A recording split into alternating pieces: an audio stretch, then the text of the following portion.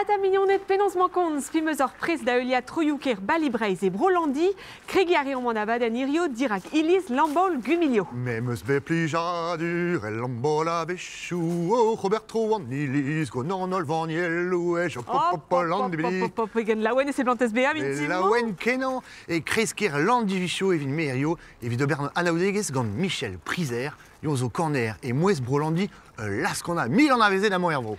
Gant Sarah Chedifer evit me o flapata het justu, sode o wig gant a lenegez, arzonerez hag ar c'hoarioù, diomta assemblez da bourmen var balibreiz.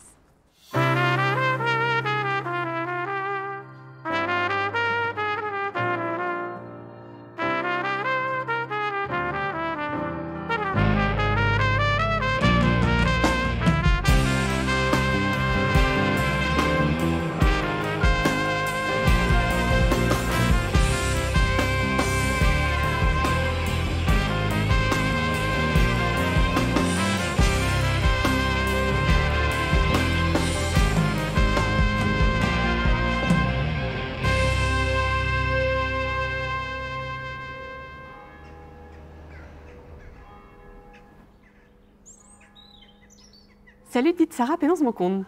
Matre, aganit. Mon arabat, trugare, lavardin un tammik perak teus laket emgavdin e mediawek lambaoul ar mintinmo.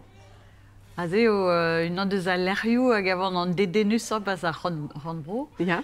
Peogwir et ur normand diouvech ar zizun evit kemer pers barz ur club c'hoarioù stroll barz ar vediawek kama. Ya. Hag azeo ur gevredigez nefez o savet e pen kenta pas gwen golo a blama, mais juste ur blaso. Ya. Hag bezeus tregont den bennak e barz dija. Zeu diouvech ar zun da c'hoari. Da c'hoari amman. Deus e c'hoari eskentor amman hag eder gir. An daou. An daou. Ya. Deus e plij kalzit c'hoari. Ya. Peseurt doar e c'hoarioù. C'hoarioù plateau, pe c'hoarioù gant dissou, gant kartou, traoù emose, c'hoarioù strategiez, dre vras. Red eo gouzout an nul, ne zo an ket da ben da c'hounib gwech ebet. Met plij a radit c'hoari. Plijou da radin me mestra. A nout ket fachet kol. Ah non. Non, ma deo biche un an bennak o kol. Deus e barz ur vediawek e c'heller len ive evel just hag a lenegez a zo a bouez en da vue, pegen a bouez just amman. A bouez kenan. Kenan. Ah, ya. Da la rede. A viskoa out bet dedenet gant a leurioù hag a lenegez. Ya, a rog gouzout len, dija. Ya. Hag de zo, tout da... a liammou emeus gant ar vue hag ar pez emeus desket kentor el leorioù eget gant an dut. Ah, ya. Ya, hag an draze a verzon baz leor emañ o skrivañ ar maremañ, peogwir a ze bep tro ma teu un dra bennak neve, pe un dra nemeus ket plus très troas, et kavant baz leor ze an den manden ou a gred an draze, mais non ket devel temps, mais martezer c'hellan tenant un dra bennak deus ya, setu penaos e teskan ar vue. Deus e mou de skriva leor ar maremañ. Ya. Aha, dedenus, gant da anno, pe gant an anno pluen a implijez da gustum. Gant va an o dreret, peogwir eo istor va bue, neuze evo diez kuzad an traoù. Ah ya, peogwir an anno pluen teus implijez dija. Ya. Skrivañ a ran din an anno Henri Dorcel. Ya, perak an anno se.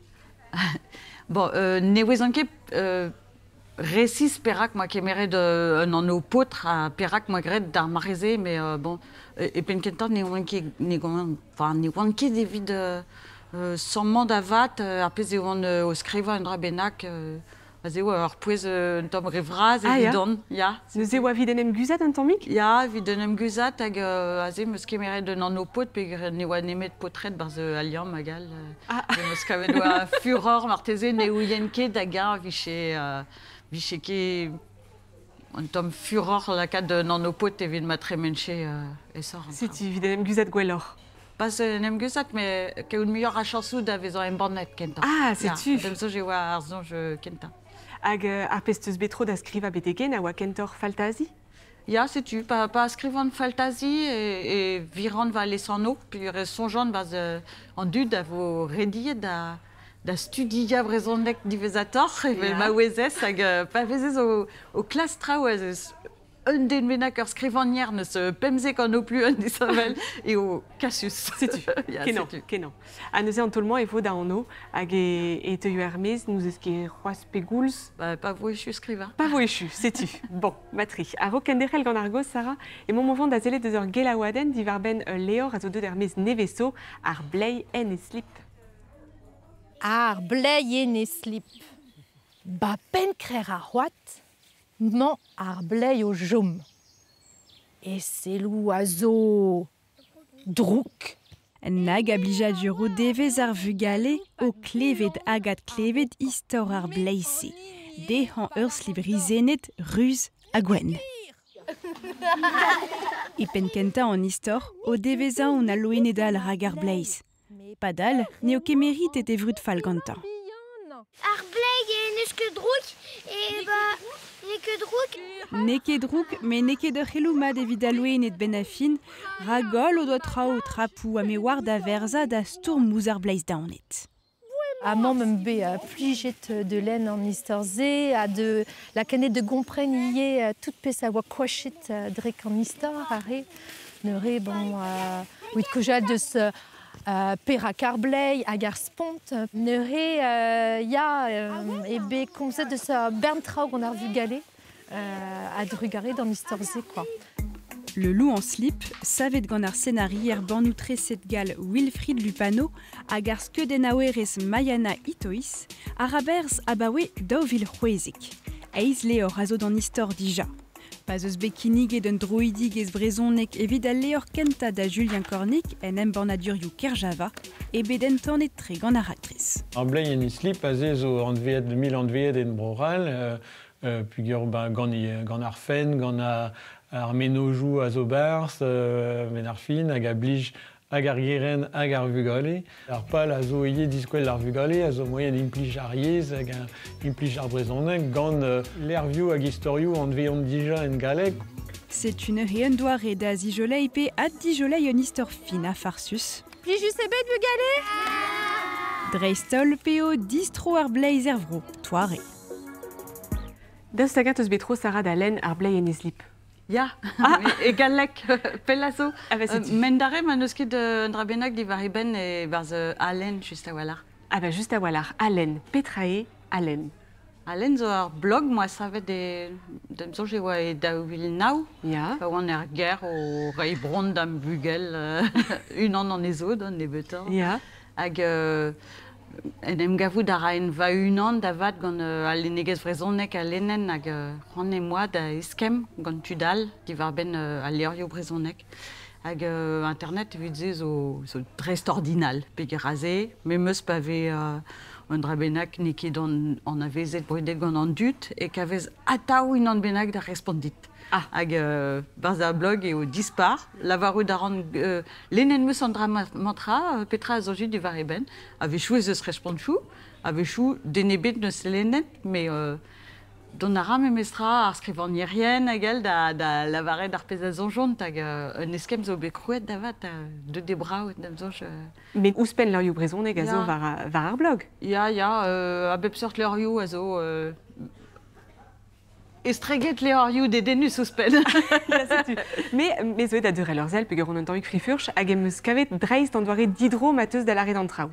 Da lare den e dlaskezket ober plijadur d'ur skrivanier, pe da lenerien, notenet meus da skouer, ne vo netra da zavetei el leurman. An draze a lavaret ya. didro, pe an zavaran ne meus komprenet seurt. Ya. C'est ar c'hoarvez a vechou, pe c'hoaz nag un titl dister evit ur ken brokus. Da lare de un doare ive evidout da emban da venochou. Oh, bah ya. Ya. Dem zo ne zigas ket kastra, lavaret divar ben ul leor ar pez ave gortozet gant an dut. Da lavaret eo, non ket damman evit gwerza un dra bennak. Ya. Peogwir a ze ma zez da brenan un dra a ne blij ket dit, a ze peus kiriegez e kaver Ya. ar pez a ra an dut. Aindal, an dut, memeus ma ne blijan keme dezo, ma lenont ar pez a zonj an den ne blij ket dezo, et tegas un dra bennak dezo. Ya, komprenet. C'est super ki ran emose pe gra endal ba juste skriva dibar ben leor ne zigas netra d'ar bet dam zo juste da zel dite et an dra nemetan ar relez kozeal divar e ben évident. Bezeus barzon yez, bezeus romanchou, dan e velou, a bezeus yezou ye, pe non se tibabez a leurioù a lennez. Bah, n'hésite pas banquet d'avat. Penonsta. Bah, même sur sorte philosophie, m'a fait le dit, au sonjal et tigas dit qui m'entra à l'Enes force penos. Nous est pas l'Enes on rabena qu'à fal, mais fal d'avat. Et peut se ndra da denan, il va ben andoire, ma elle fait ce guella d'entra, ou penos et niché gelet digas on rabenak dans du, pe chobé pober, pe pera qui obé dans un bonnet, pera qui obé di bavet, obé. Enfin, obé andran et qui madeleine, pe dabiu, évite plus, et obé crée d'andraze. Tout d'entrausé, oblige dit, sojal di varofen, benafin, et se estregue da l'énégues on dédénet content, mais tout d'arpez à dremen, drearscrit. Adrien Embornerian, Ja. Nous avons reles kemer force spessor leo roman à l'ennian et vite dielfenani en benafin. Bah, martezé ou un doiré de zielfena, ja, martezé, ja. Petra Maudolen er marement. Alors, azé me sleoriou et kemen zal azo de zvazi, la varandit en tri. Gouestou d'alen trileo var me mestro. Ja. Ah ja. La var d'une entri nous Bah, azé m'en gon pemvet de Levren Proust à la recherche du temps perdu. Mal. Ja, kaven meus un drabenak et vars ne splijedin kinkin leur phrasen de za brava. Ah ja. Ne manquait de fond de la varidit puis meus ket d'avoré dans des idées. Ah mal. Hag zize a l'inan danoz en va gwele mosse e chomon kousket gant Proust. Gant ar phrasen nouir agal mon ara matre vid menel kousket. Matre. Mais mon ara une bete garfine, mais pas en antenne. Agandawal. Après chou et man gant lior gant Christophe Galfard, meus kavet barz ar vouest liorioù, peg ez an kaz barz ar fouestou liorioù, d'avel petra ne blij ket mui d'an dud, petra o deus ran da deurel, petra a zonj des eaux, et vo mat d'an dudal len var oler. Matre. Christophe Galfard, damzo ur physikour, pe un dramenak e mosse, et neus labouret var an univers, an olvet. Ah ja. Hag displega ara gant gerioù estre, hag gant skedennou en un douare hag avon dispar, tout penaos eo bet krouet ar bet, penaos e ya planedennou an elre gant ar real, rol an eol, pe goulz e varvo, agal. Ok. Mais traoù non ket dedenet ganto tamm ebet. Traoù me sort allergiez outo. Mon ari betek pen. Non mais azé o displeget ken brau. Man e releske chom e plen. Ok. Grazé en un tol e komprenes peptra. Ah mas. Azé Christophe Galfard. Trigari. Lior dispar. Hag an trede a zo. An trede a zo lior meus prenet neveso hag a goust ker a walar pegur eo lior iskis e stum. An vet eo La Maison des Feuilles.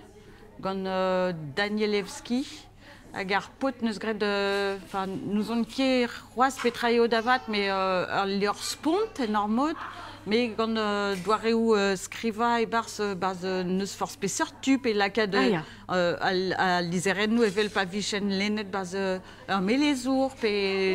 Souezus a war. Ya, tresadennou gant kaligramou, traoù e mosse, hag lior drôle kenan. Bad.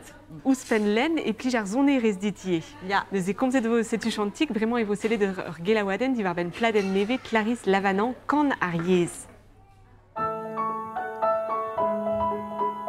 Pladen i bue. Si tu vas pro a souenon, do a varante. Kan ar yez a zo an trizekvet album en bonnet gant Clarisse Lavanan. Mais dans l'unique enta scrivet e brezonek pen da ben. Quand ariez zo en o ar bladen, gwestet d'ariez, ariez meus at kavet, pem dek vloazo, krogoun da gant a pem zeg vloazo gant a wenou glenmor. Dija e oa kana goudeze komz, goudeze eskem gant an ut beva, en ariez moive, a goude krouyi skriva traoù neve vid digaz marteze e lo de bihan. Clarisse deus labouret war ar actresman e pat dek vloa. Var ar bladen e vez kavet triwerton kempenet gant e mignon Philippe Gevel. Philippe zeur poutre an vez an mat kenan, enfin matre a ba oepel, dija eo ez an traoù an at, a vechou non eus ket dizon da gozeal, ober a rom an traoù, hag a c'hempener eo, ur zoner kizidikenan. Dondaraio en dro ar vue, evel un amzer neve. Ar garante, an amzer adremen ar meret pe an natur, a oenet evez Clarisse Lavanon gant meur adem, konta a raie bars ar bladen iliom krin gant ibro. Ar vro neus roet din kalz raou hag me gant va oad e maond e tre daou, na yaouank na koz, evit pouez, me marteze evit etre an erez hag an treuskas, peogwir meus recevet kalz traou, a trugarez d'ar vroze, a d'ar yez, a d'ar zevenadur, a marteze riandez meus ran evit da rei ive, da dreuskas.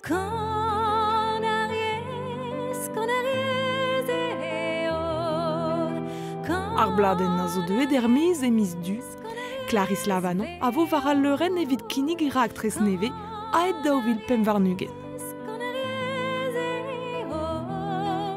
Hagemañ ol deiziadoù Clarisse Lavanon var e lerc'hen. Sarah seni a rez teie. Ya. Gant peseurt bin viji. Ur bern. Ur bern. Krogenmoa gant ar fleutreuse, mais vraiment e ran kentor tuba bout a guitar bout.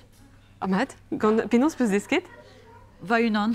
Ah ya. Ya. Barz a leurioù marteze? Pas kemenze, non, va unan, en ur len ar son erez kaz, mais en ur chila ou ive. Hag barz stroladou maout? Ya, kaz strolad. Ya. Pere la vardin? Daou fanfar, unan an ezo evit ar festounoz hag unan kentor rock fanfar. Barz ar strejou? Ya, evit ar strejou. Ur strolad evit ar strejou, mais ne ket ur fanfar, gant tud koz ne meken, an vet bilgerniel koz. Amat. An dispar, super ambiance. Ya. Hag ur strolad rock, gant ur pot deus André Neves a vagoaz, neuze on tri. Ya. Ur strolad rock evit ober pop rock reprise. Amatre. Hag traoua, live, be. A bep seurt neuze. Ya. La varet eus din teus pembugel, da sakat eus treuskaset deo ar blijadur da c'hoari, da len a da zeni, ar pez a reste... Hervez ar vugale. Ya, Ah, hag nema enket dol en ur mare de zo bue, mo deus c'hoant da ziskwez e plij de zo ar pez meus grenz mit. Ah ya, ya. Met bez eus un rabin hag memestra. Ya. Matri. Da staga e plijit dansal. Ya, Evel just. E mom dusti o vant davet ur gelaouaden divarben Gwendal Jacob so de ar podiaouan gant diliad gwechal a vroleon, setu kelaouaden ronan irien a trugare, Sarah, ken ur vechal? Ya, ken ur vechal. Ae peus un tavancher, hag a zo bet douget gant va vam gu, e min naoufran ugen, hag a zo e tavancher euret, eus e rosko, min naoufran ugen. Hag bez eus ie, amant un tavancheral, zo bet gret eviti, bloavechou anterkan, evit euret e vab. Mem eus ket an avezet va vam gu, va zat koz no a gwarzet gant e c'hoarezet an diliadze, hag a oa avelet bep bloaz evit kemer an tamig gant avel mizeost pugre oa ar reolen. A bremañ eo Gwendal a zarrestad va diliad koz e vanmil. Rosko adeo, met dansal ara e kelc'h landivizio e landi, vro chelgen, bro ar julodet, bro ar c'hwef sparlen pitin taman. Gwir garten an teles eo an diliad. Var an diliad eo vo diskwezet pinvidigez ar famil, medie ma zeo ur pleuriaouan pe ur plarkoz, ma zeus mareo kan ur famil trao evelse, hag gureo evelse en ur veled ur vaouez a pe ur paot, e vez un tammig gwelet peur a pennañ eo a stad ar famil, un tammig amant varenez eo ar bloavechou triouerkan pevar a daougen, evit familioù braz a pinvidig mor me mestra, a deus va amant var ar gems a trodro d'ar mouchouer, ez eus labour ar pez a zonet e galek tuyote ober gwagenou gant tul, hag an rae a zo ur gouiziegez hag a gousker. Kran a fier eo ar botredie et tiskwez mat o bruchet, o rochet an pezet. Bet eo Gwendal et astum diliad e mer a barez eus a vro chelgen. Fotoioù eus an dud gado diliad en eus klaskedie, hag an istorioù en dro deho. Dreg an istorioù famil fichet ennan, e vez an istor braz. Euliara memestra a riz agazo riz kentor a teus Paris travelse quand un tomic bloavechou difor med ar peizante da eul a riz braz mais bezeus ie trao e quinver ar brezel ar mare oukan travelse agavechou pa vezer er familiou o tastum trao ne ket un drabenag avez gred din d'an 5 minutes avechou e o tri peder pember er familiou hag eler m'avez kozet eus a pechen an diliad da genta. Endra eo dastum, endra al eo deski obar an diliad se. Griat, brodi, ferra. Pezara, Gwendal evit danseriel lantivizio. Komprenra gwellor nehe taloudegez an diliad se. Bezeus diou blijadur di Saint-Vel, an igenta a zo kemer amzer d'ober trao, brao, ma zeo possup. André a zo un tomig lakaden disonjal a tout ar pezo trodro, mon tomig hermez eus arbe devit chom en labour a patientet. A goude zo yanal a zo un tomig di Saint-Vel a zo ar plijadur goled ar pejou bet brodet pe ferret, douget gant peve fe meret pe paotred, mais pas d'an an, travelse. Betek eiz kan nervez zo izum da ober herchal. Gada labourement e ma Gwendal pell diouz a fast fashion.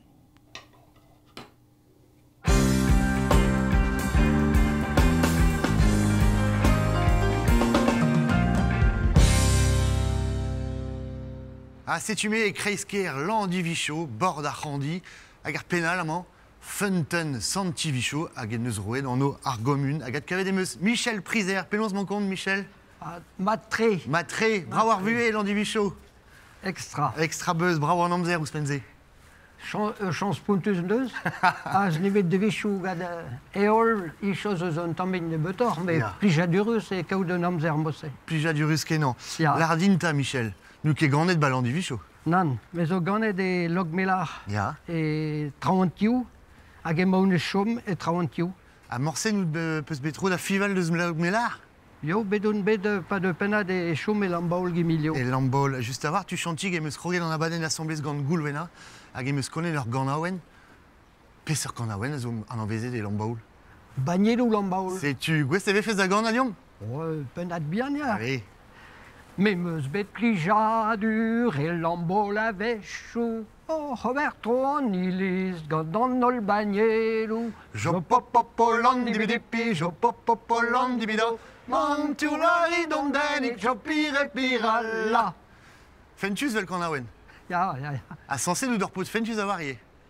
Pa helan, ya. Pugur out kanter hag e mbornez historiou, fentus beskrive gandit. Ya. Me kalz munor meus gred e galek. Me e brezoneg e ranye, me pini gount e histor pa vezom var rechat konta historiou. Setu pa glevan un histor hag e blij din e roan an eien dro. Matre, a gwez eve fez da gont a liom unan? Ya. Va mer no a roan da gaout eugouaz. Ya. Hag e oan a chonral ma zigas ez eugouaz. Ma din da vea map keir. E ranko bea un den hag e galoudus, hag e war labourat, hag e zo speret mat dean. Setu neus oaet da baliou, hag e no a kavet meuzouan divaramez, extra hag. Sur oan e divaramez, pa un bet e tansal gantan, e oa men lema gantan de hodel. Ba gwele vo, digas anea d'anti, vo gwelet peza a war obar. Setu deux da pot, hag me la vardean peta ouezez obar. Me meus patatez ama da dria, setu rankilak ad are vraz en un tu, are vian en tual, hag amaz eus poulout douar e barz, e dolez neon kuit. Ya. Pa e koumanset, kemez ket un trao gantan, zaik et tambet. Setu... la an dia, gwelet zak eman trao ganez, me teil meuziet ale da. Setu matese za fe gwellor ganez, deux da pot da, re da bern teil da, garidiel, hag da pot da sklap an teil, o ne ket bepel. Gwella hoa da leda cor vida tria patates. Mais c'est une musgoulane diganta. Et d'un trauma de gagner ça. Extra, mais à garidiel ne qu'espultus, plus du gure pas en gatir à guig, guig, guig, guig. A te gafti de mapkairama, mara guig, guig, guig. Ma vezes mapkairama encore à garidiel, au bar guig, guig, guig, guig, guig, guig. Andrés obéigine ganet. Keket. Neket. Non, mais Claire nous n'a pas pris chez nous din. Ah bah ya. Anaïe va mémoire icho quoi. Bah matré. C'est une méraïniseuse, mais vidandra ranchen be a prise d'agulta quoi. Ah ya. Sur war et compte historio elle sait var Leuren Bela. Ah ya. Et plaire peut se mettre d'agonta sur historio. Oh, et mirablas. Ya. Ya, pas beliadigu alias et vezan var Leuren. C'est-tu Michel Gollet des Vézés et au Corna var Leurenou. Pugur mout Corner et Mouez Brolandi, Ronandirien, à Wabé de Cholia Ur Bleustranen, Gand Mouez Brolandi.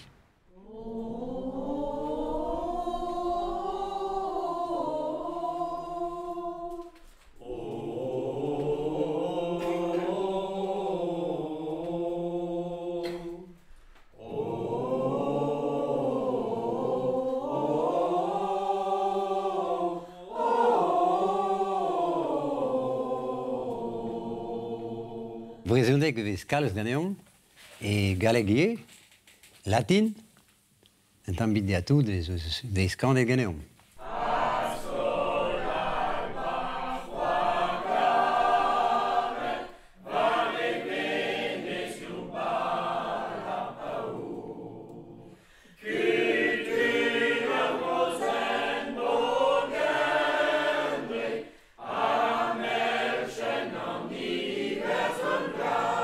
Ah, vechut poan eus gato.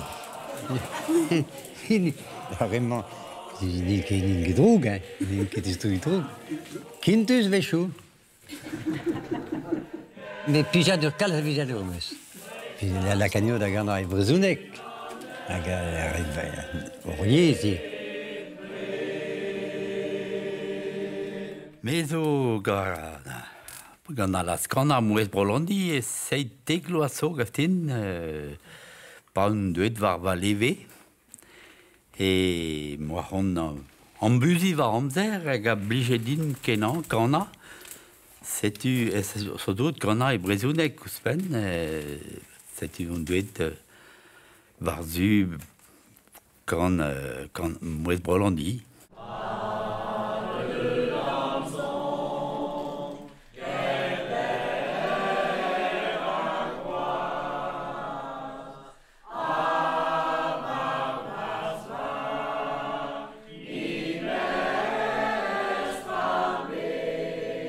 De skolen så elles nämen med sjus må beda priskenta vikana da hude på ned der friko viskenta hesta nuga va mamma ja genidige sanuga a på ned der friko da sanuga morgen kan du på der da hude vala hanigenta ja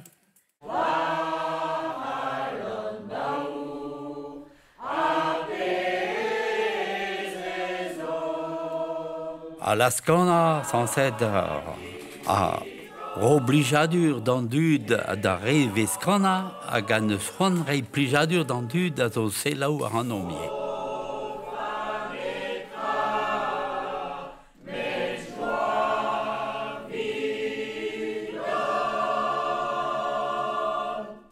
C'est-tu Michel Abo et Pégouls et Cornez et Mouez Brolandi. Trizegloasso et Maone. Et la skana. Mouez Brolandi zo kosorvitse, hein. Ya, boe chou intercan. Ya. Bigret ga Roger Abjan. Aga vo golet bremaik tu chantik. Lardinta Michel Petra avec Cornel Ganor, gant Mouez Brolandi. Nanter da Aran e vez gret e brezhoneg. Aga nanteral, latin, galek, tammet da doud, italianek. Ah ya, bep sar yezou. Ya, avechou vezie, tammet russe neus bet gret. Ah ya. Ya. Aga plaire avec Cornel Ganor. En elisiou, notamment chapeliou. Ya. Car pa vez pardoniou, ez eom da pardoniou, pa Faizom goulenet, mais modalie, pépini da houzo, mais tu tos da hanilis, c'est tu vezom mekana et brezounek, carapé vrasa da pardoniou et veze gred et brezounek. Et André, au chômé des broléons, pardoniou et brezounek. Ah, ya. Peracta, ça change. Donc, j'ai. Tu dégozé brezounek à taou. Hag kana en ilis, André, en gounel, là, mon herbo. Ah, ya. Ah, di sevele, car a gwella son en eus en ilisiou pe chapeliou. A peser sentiment de peus qu'on a velsé bas en ilis. Astrol. Demni e plijadurus puntus. Ya. Hag ganom gado harlon. André, au poésus. Ya. Hag or bern pardoniou, azo? Ya. Bepsul et non ves pardoniou. Ah, ya. Hag la kezen tok? Ah, ya, un tok, hag un diliet ezagad un tok. Ah, ya. Peser diliet vela kegoninen. Diliet ama, quoi. Ya. Diliet ama e bro chelgen, a même diliet chelgen. Ma t'es au pot d'arbre, quoi. Mais, ya. Hag kantikou a Villeverne, azo amant e broléon. Ya. Pe parez e neus ezan, c'est tu ves. Kanet san n'alma vez a pardon. C'est tu. Zaskouer e log melar, l'air me mouté. Ya, ze san melar. San melar. Kan san melar. Ya. Hag pious o barz ar strolat, ne? Miradud, surtout varanoa de monton, mais et bowe bloas passé, juste deux à Rediawang, c'était. Ah. Pesa bichdem et René Vézi, ma helom, gatu diaw encore. C'est tu mort peut se rendre d'onde d'Agranda, gant moues brolandi, de hita. Duit tout. Il y a vraiment mon nom d'Azel douzen diel, beden rolet, Emile Arran Pevarzek à Pevarugen et Castelpaul, gant un den à genus crouet moues brolandi, juste à voir. Roger Abjan, c'est l'homme ou Boestandiel. Ma goulenal war un dachen tam vin disevel broleon zo brutet bras ou di lasokana. Un trihard de lasokana avro zo amant en broleon. Ja, en drode mama Castel. Pugure Castel zeus e rosko sisie e 40 junen ak zo brutet kenaie e montroule se dik bedei. A gelandi, a gepia. Perak. Perak, abbiamo replice cana, mais on j'y m'a trésé et dem stag sa religion, abbiamo rendu pas de onda denem voda d'anilis habité au cana. Ah, c'est tu vraiment ce moyen d'agrana mieux et brezonic et que ma voix de rien so. Ja. Aga a hand zo en doar een soort peden. Ah ja, peden ça regira. Quand on pede di wish ça. Dos ma hien score dans parce que hand quand distar dans ganouen, figurement Eliane Prono Cédric hein. Maison, j'ai jamais un tam corsen grain vi quand ma grande simenstra. Ma kid de gardenay na he, a kait man Roger en stalli ensemble gant Eliane, mims au vent d'Achileu, du hon et trouar mene. Ebrei sezon ganet du an trouar menes, ner gerig diwannet du an trouar menes, l'er ma komz an ol brezonek, an du de vras ar yaouankis, ni a zo gwir vretonet du an trouar menes.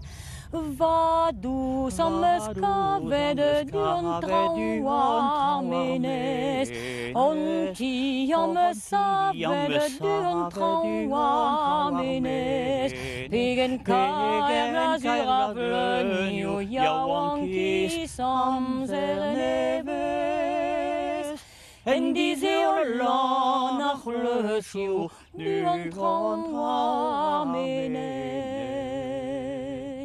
Pavo de d'antermen du an trouar menes, dan an kouda dremen du an trouar menes, ni fel dim bezadouaret an eil kichen egile, herberet donus karet du an trouar menes. C'est-tu Michel, d'Ostagan peut en avézer de Roger Abjan? Je vais en avézer nia pas loin des schools et l'an des visions, hag wa personne. Ah. Et ni les amants, hag vele mania d'apoit c'est. Ar pouzez au bepoisus et broléon juste avoir évidemment à la zoukana, pugur ion a scrivé son eres et vite pider mouez. Ja. Agenus B savet de la Soukana et Castel et Roscoe et Carantec. La bourrée nous start évidemment. Ja, ja. René a Roger Odao. Odao. Mais ni de gane Munor à Ganawen eus Roger Abjan. Ja.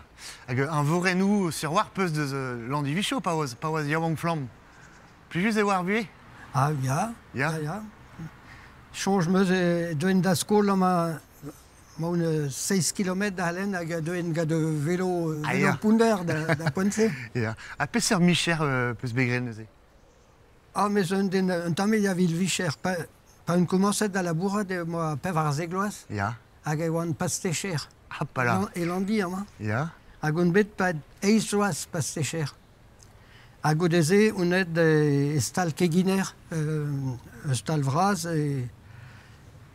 et l'andi a gawan e versa chiminalio trou de carrelage la cavara. Converse quoi.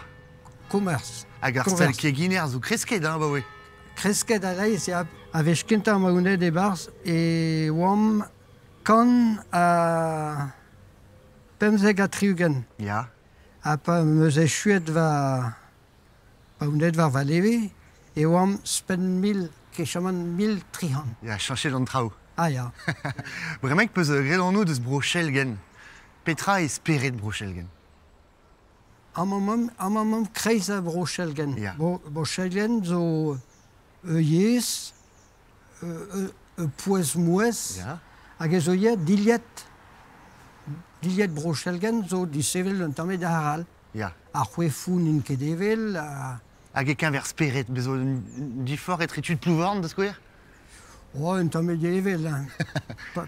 Pa vez speret digor e heller kaout afer da ha tondud hag un glevet ga tondud a kompren tondud. A kompren tondud, rezo poezus. Ja. Hag e mont bord a handi a damzonj e log melar l'ermou de chom zo handi Handi moune hessa kempen boe pelzo, gred moa rechat kenta a godem eus bet poan gain et de vedad in ean. Ja. Pa vez loske de penat da an trou da e vez poan kar kemen a drau gustum kreski. Ja. A gwez an drez a tout, setu vez dare tout dadin Ad commence tout. Ad commence tout. Ja. André, zo plijadur zi. Ah ja, ja. Plijadur zi, car handi un tamide di sevel d'ar pez a vez kavet de la ral. Ah ja. Pusgur zo mein vraz, mein avein ra kichaman daouvet aet. Ah ja. Hag uel douer zo à peu près moser avar dro triugen centimètres. L'or zo gant gant ar handi. Oh. Bah, merci dit, hein, Michel. Ur blijadur evit de flapad ganit, hag kendar gant mouez brolandi, juste. Ah, appel à Maëlle. Ah, bah, ya. Hag emont vraiment vont koste sant nouga, vraiment, evit pevareran, man er kerian, a sensé des no, et zeus un tinzor kuz.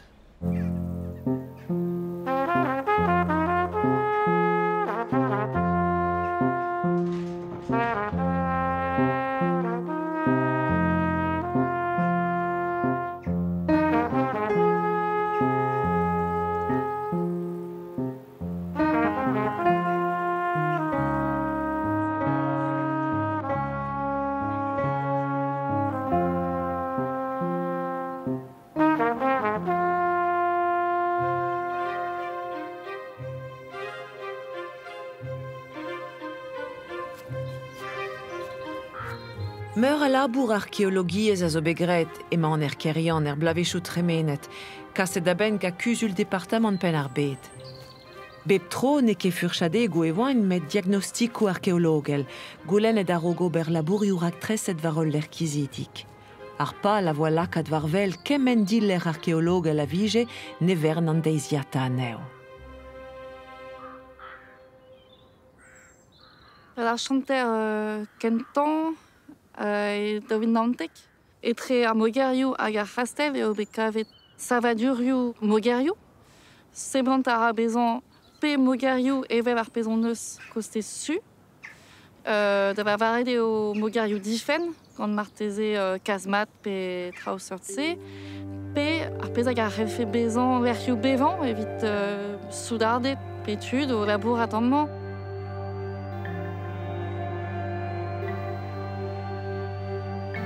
Arrastel-se a zo arrastel kentor plaisance, evit bevan, hag ar mogarioù a zo bet savet d'ar c'houde se tuperak o deus un enchadur an tammig disanvel.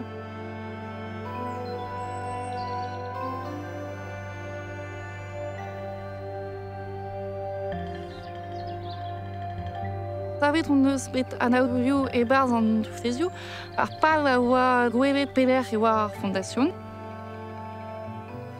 Don a oad int, tro da metrat tamm pedam. An on kelet don or, pegur bez e oa dour o distrei. Diez e oa da laborat ne bez e ket gwelet nentra. Setu pa wezet on eus pa vez e gwelet pen kenton ar fondasyon. Dedenus a oa treo, peguer on eus viveoù disanvel on eus kavet e barz, hag an kaz a trez memestra, tre sort dizour marteze e barz, neus e war a seblant e c'helfe an touflezioù se bezan didour, a kentor just toudou.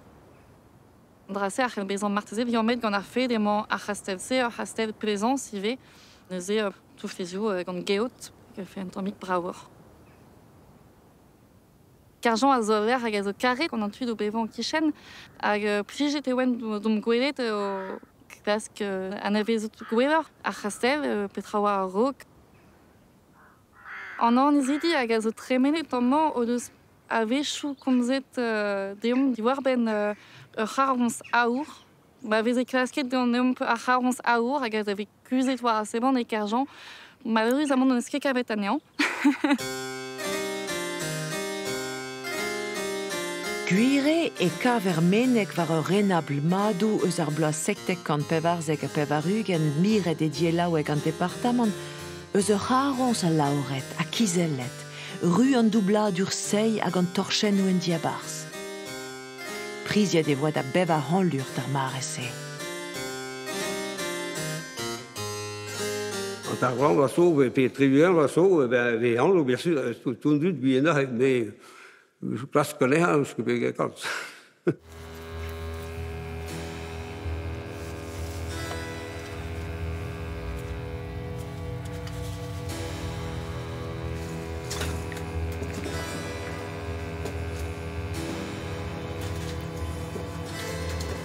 Vi var i grella souterraine da Pointe, a bakke an ilis an lugar.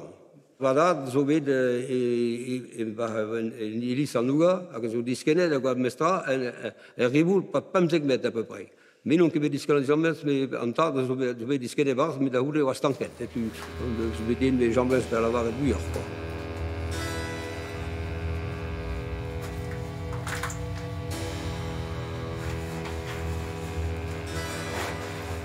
Man er a parti de har vuez ni på mjøvang a du da karian da c'hoariela, da neicheta, mjøvang kris a barrez a du da c'hoari, quoi.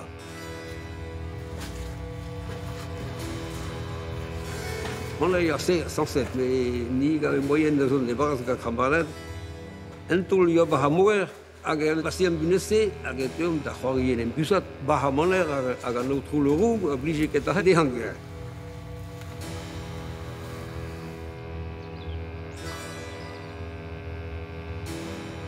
Pasteur a Brésil edo hag edo gardian a c'hastel, mais dek edilo peus no a c'hazpoat.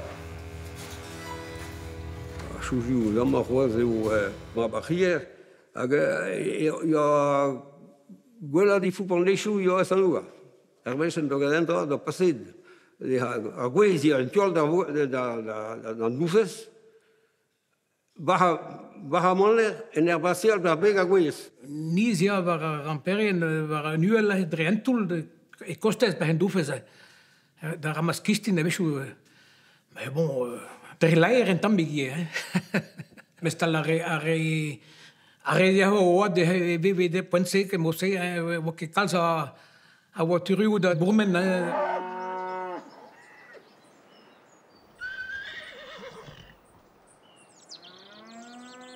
Doe een man wanneer bij de puri bares zijn, wanneer een tralle bed, bij dat dan de kischen en bed patriblos, dus je meest dan je bed glaset pas dans le Brésil, we in chicournehan, die op terwijl je ziet, Hag he digaset da zaud da beuri ba he tu da duaru a manera ma. No vidan drahe no he no da baia gis gumekel no leas da fournis da man da pau da maner bara leas bara agamon. Ervi chabloas no he o ie da her proprio tro da maner. We is terwesha de labour falhat da hebben a rampere nan doufes tout da pakeir kishen heler ma wa dreis a lino da trou sevel andra hebben he dauber erwi chabloas.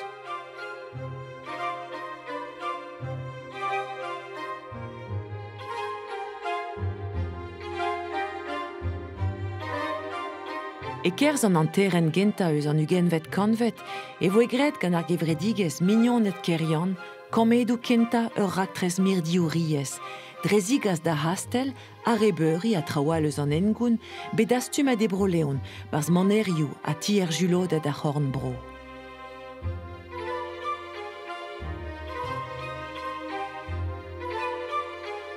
Digor e chome a hastel d'an nol a drugaret ar gevredigez mignon net kerian, dorn a dorn ga kefar monument chou historel.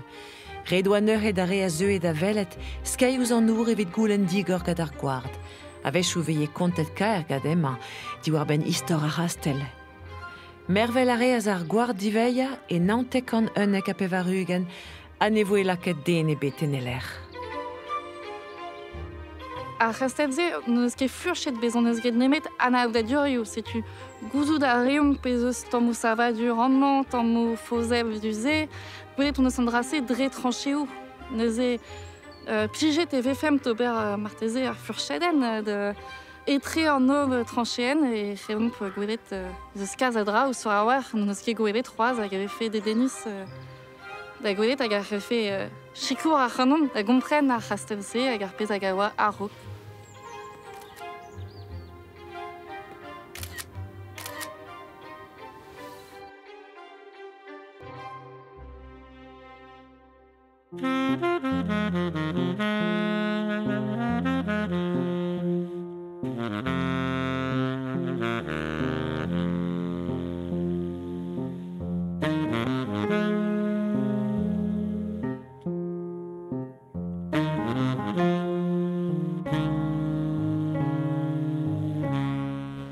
Ar zizun a zeu e kinnig omdor sellet pe at sellet eus ar poltred a oa bet savet divarben Martial Ménard e jardrineur Stourmer be sevenet gant Mikel Baudu. Agar o kutat brolandi e moa c'hant kinnig dior ur strolad an bet Samaya er stroladse e vek kavet terflar hag a gustum kana wenou deus ar bedol hag an tolmont e vo e brezhoneg evel just. Gant peseurt ton neuhe? Pa oan me bihannik. E ba diom dei neuhe ken var gwelet mignonnet. Pokout trouz, ken avo! Poignée derbianique, digedon l'irgan me man ma meuse, digedon la. Poignée derbianique, digedon l'irgan me man ma meuse, digedon la. Wen casse der studi, digedon l'ir vide, bezan disket ma digedon la. Wen casse der studi, digedon l'ir vide, bezan disket ma digedon la. Pueru un amzel, digedon l'ir wen digedon la. Pueru an amzer digedon lir wendiga sette ger digedon la. Vite monnader pardon digedon lir de chapelle croire Michel digedon la. Vite monnader pardon digedon lir de chapelle croire Michel digedon la. La redi blaria wang digedon lir ne di benon ne digedon la.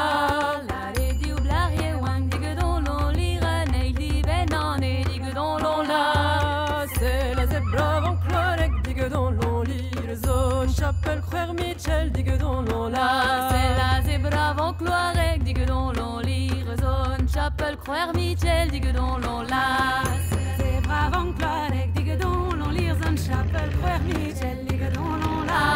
C'est la zébra avant cloirec digedon lire zone chapelle croire Michel digedon la. Mais on dit bedi digedon lire de zandem has de der digedon la. Mais on dit digedon la. Bonjour gloire et yaweng digedon lira da hui femelle digedon la. da hui femellen digga dans l'on la maison des topedi digga dans l'on livre de zondem has der del digga dans l'on la maison des topedi digga dans l'on livre de zondem has der del digga dans l'on la maison des topedi digga dans l'on livre de zondem has der del digga dans l'on la maison des topedi digga dans l'on livre de zondem has der del digga dans l'on la mazavena mi tier digga dans l'on livre vivo me gerbi ger digga dans l'on la mazavena mi tier digga dans l'on livre vivo me gerbi ger digga dans l'on la salo plasmer hikje weng digga dans l'on livre ma me behondi min digga dans l'on la salo plasmer hikje weng digga dans l'on livre ma me behondi min digga dans l'on la ma me behondi min digga dans l'on livre me vige di me ma digga dans l'on la ma me behondi min digga dans l'on livre me vige di me ma digga dans l'on la ma me behondi min digga dans l'on livre me vige di me ma digga dans l'on la ma me behondi min digga dans l'on livre me vige di me ma digga dans l'on la dorvin nerezye wen digga dans l'on livre dagi shanti me za digga dans l'on la dorvin nerezye wen digga dans l'on livre dagi shanti me za digga dans l'on la me ses mere digga dans l'on livre qui chomine digga dans l'on la me ses mere digga dans l'on livre qui chomine digga dans l'on la aga folklore ya wen digga dans l'on livre ya mamma homer digga dans l'on la aga folklore ya wen digga dans l'on livre ya mamma homer digga dans l'on la mire to ses mere digga dans l'on livre chomine no digga dans l'on la mire to ses mere digga dans l'on livre chomine no digga dans l'on la mi donne me che wen digga dans l'on livre me ne di me zen que digga dans l'on la mi donne me che wen digga dans l'on livre me ne di me zen que digga dans l'on la